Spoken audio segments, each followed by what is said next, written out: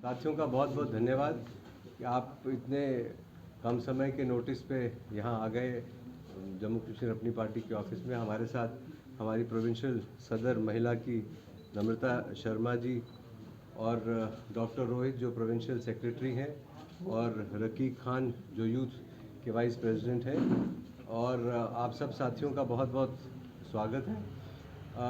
आप सब जानते हैं कि आज जब से डिलिमिटेशन कमीशन का गठन हुआ और उनकी प्रिलिमिनरी रिपोर्ट जो एसोसिएट मेंबर्स के सामने दी गई, उसके बाद से एक उम्मीद जो है जम्मू कश्मीर में, जम्मू कश्मीर के लोगों में, जम्मू कश्मीर के आम जनमानस में आई कि उनको लगा कि यहाँ चुनाव होंगे और एक गरीब आदमी से लेके एक बिजनेसमैन तक, नौकरी पेशा लोगों तक, सब लोगों को ये लगा कि एक दरवाज़ा, एक खिड़की खुलेगी जहां लोग जाके अपने दुख तकलीफ़ जो है अपने नेताओं के साथ, एमएलएस के साथ शेयर कर सकेंगे, उनका निवारण कर सकेंगे।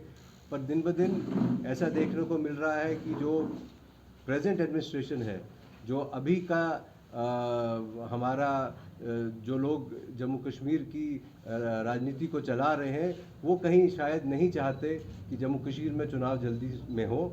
और उनके होते जिस तरह से हम देख रहे हैं, जितने भी मसाइल, जितने भी मसले जो लोगों के हैं, चाहे वो बॉर्डर हमारे बटालियन के इश्यूज़ हो, चाहे बीएसएफ सीआईएसएफ के इश्यूज़ हो, चाहे क्लास 4 एम्प्लॉयज़ की जो पेंडिंग लिस्ट है उसकी बात हो, चाहे वोकेशनल टीचर्स की बात हो, चाहे डेली वेजर्स की बात हो, चाहे आंगनवाड़ी वर्कर्स के इश्यूज़ के स्टाइपेंड की बात हो, चाहे लॉकडाउन से रिलेटेड बातें हो, और जो कल हुआ, जो कल ये ऑर्डर एक सरकार द्वारा एक निर्मम ऑर्डर जो निकाला गया, जिसमें कि सारी पोस्ट जो 30/10/2019 से पहले एडवर्टाइज की गई उनको विड्रॉ किया गया, जैसे कि उससे पहले ये स्टेट एग्जिस्ट ही नहीं करती थी, यहाँ लोग रहते ही नहीं थे।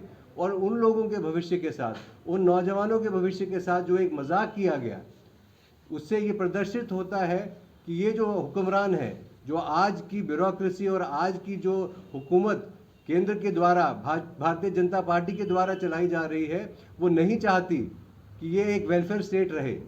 जम्मू कश्मीर एक वेलफेयर स्टेट है, ये देश एक वेलफेयर देश है।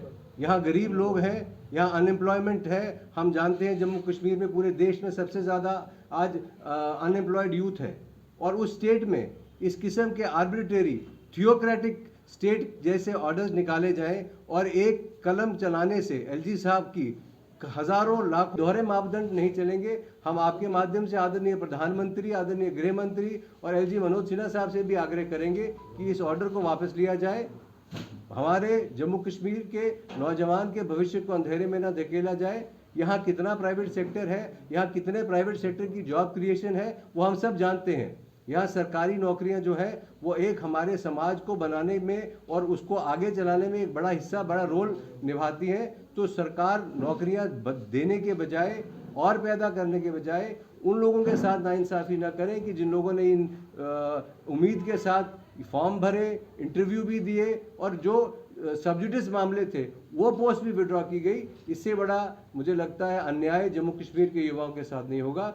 और उसके साथ साथ हम जैसे जानते हैं कि कोविड की रिस्ट्रिक्शंस लगी हैं, हम एक तरफ बात करते हैं कि हम प्राइवेट सेक्टर को बढ़ावा देना चाहते हैं, तो जो बड़ी इंडस्ट्री एक है, जो रेस्टोरेंट की इंडस्ट्री है, जो होटल की इंडस्ट्री है, जो शादी ब्याह बैंक्वेट हॉल की इंडस्ट्री है, उस पर आपने रिस्ट्रिक्शन लगा के रखी है। वो रिस्ट्रिक्शन इफेक्ट करती है नीचे सब्जी बेचने वाले से, तेल बेचने वाले से लेके तमाम लोग जो इस इंडस्ट्री के साथ, हज़ारों लोग इसमें वाबस्ता है। तो मुझे लगता है सरकार को क्लैरिटी इस पर रखनी चाहिए कि जो लोग खुद कमा के खाते हैं उन लोगों पे कम से कम इस कोविड के बहाने से इतनी रिस्ट्रिक्शन ना लगाई जाए कि जो बेरोजगारी है उसकी दर और बढ़े और लोगों को अपना जीवन यापन करने में और दिक्कत आए।